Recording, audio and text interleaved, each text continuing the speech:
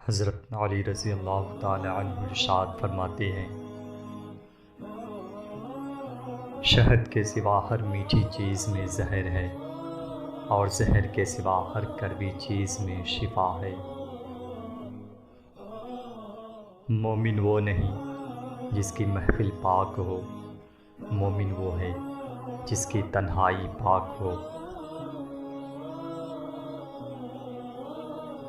نہ انسان اپنی مرضی سے پیدا ہوتا ہے اور نہ ہی اپنی مرضی سے مرے گا، پھر وہ ان کے بیچ کا سفر اپنی مرضی سے کیوں گزارنا چاہتا ہے؟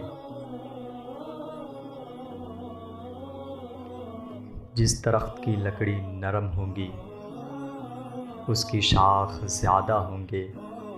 نرم طبیعت اختیار کرو تاکہ تمہارے دوست زیادہ ہو۔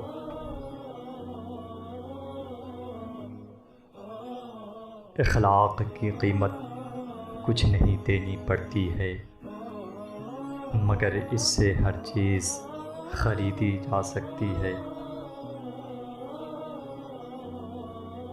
جب انسان کی عقل مکمل ہو جاتی ہے تو اس کی گفتگو مختصر ہو جاتی ہے۔